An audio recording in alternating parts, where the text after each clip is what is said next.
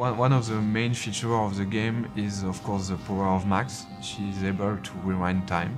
We knew we wanted to do something with the rewind mechanic that we had explored in Remember Me, and we started thinking of what can it mean in another context, and we started to bounce ideas around. Very soon this idea of choice and consequence and being able to rewind them came about. You know, what does choice mean when you're able to rewind through them?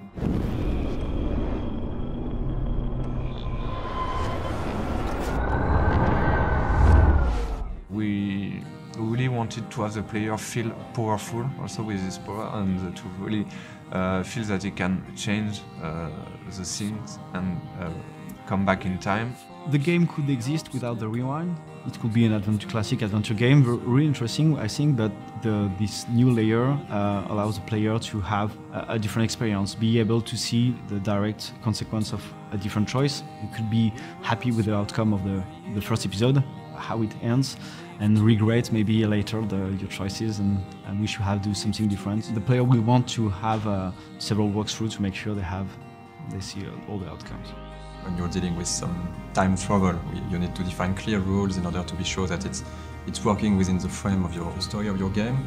And also we needed to create those rules to have some really fun uses with puzzles and mechanism for the player. Chloe, you're stalling. I'm changing! Give me a minute! Just don't let me in, now. Please. 1 second! I'm changing! Give me a minute! Please. 1 second! My bra is stuck. I'm not screwing around, soldier. Chloe, open this door.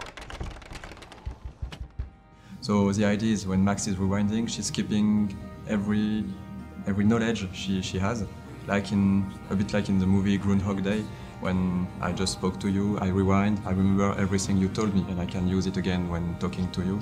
Max is also keeping everything in her inventory. Like if she puts an item in her bag, she's keeping it with it. So I can grab something, go back with it, just rewind, and I still have the item, even if I rewind it back in time.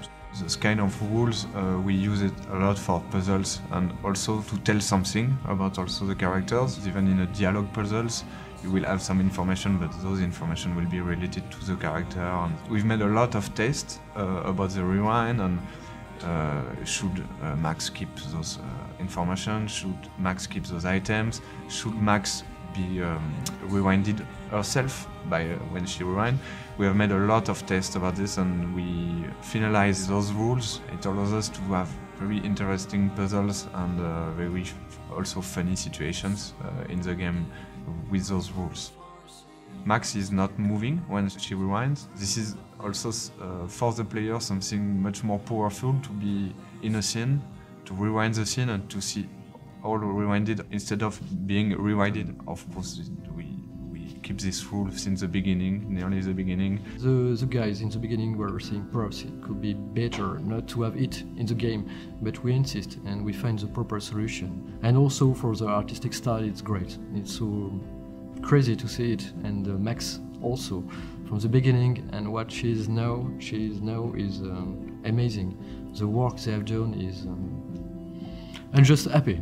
Yeah, it was my little input, and they have done something great. So it's magic. It's all about finding solutions to problems. Because, you know, when you design a mechanic, it never works in the first time. So even though it might sound cool, like the rewind gameplay, it's only when you put it in the game and you test it, and then you find that it's flawed, that you can iterate again on it. And that's really cool to improve stuff that we designed before. The rewind power is giving nightmares to developers and to level designers, but at the end it's a very powerful tool for Max and also of course for the player. I remember a lot of design discussions the guys had, very complex discussions about the impact of the rewind, what you can do, what you cannot do, how the player will understand the rewind, and yeah, it's a challenge because as this is something that doesn't exist, it's science fiction, you have to make it consistent. At first, when I started production, the scope of the game was pretty small, and we were like only 2 or 3 designers on the team, and by the time, when time passed on, we were like 10 designers, and we cranked really the quality of the game. For the player, using this power is really something unique, because you can rewind all a scene, so all the animation of a scene, all the particles, all the effects of a scene, all the sound of the scene. Can you give me an example of a photographer I cannot believe who perfectly this. captured the human condition in black and white? Okay, if I'm crazy, Anybody? I might as well go all the way. Bueller? Can I actually reverse time? Since Max is a photographer and the visual of the game are linked to this photographic feeling and also nostalgic feeling, for the rewind effect we developed some new post processes and new visual effect, looking like the film is burning when you reach the limit of your power, when Max is getting some headaches because she cannot rewind further in time, or when she's rewinding we have this double exposure feeling, like two different times are overlapping or framing at the same moment. So we are using all those visual effects to give a nice feeling with the rewind, to really show the player that is going back in time, and to be something quite rewarding and really cool to look at when you're rewinding. The camera burn effect is present, and there is an overlay of light leaks, like in a broken camera, and it presents a twirl effect. As if the celluloid, the film, is twisted away before burning. We add on top of that a layer of burning, and this is achieved by using screen space particles that overlaps. During this effect, Max is rendered as a blurred ghost, and the blurred effect is composited on top of the scene, but slightly offset, like it was a composition of photography. What we want to achieve is to see a reminiscence of Max. It's not the actual Max, but to overprint a ghost of what she has done previously. It's still a story of a character with a rewind power, so there is this story arc that is quite sci-fi, but there is also all those elements of real life that we wanted to deal with, and that's why the game is called Life is Strange.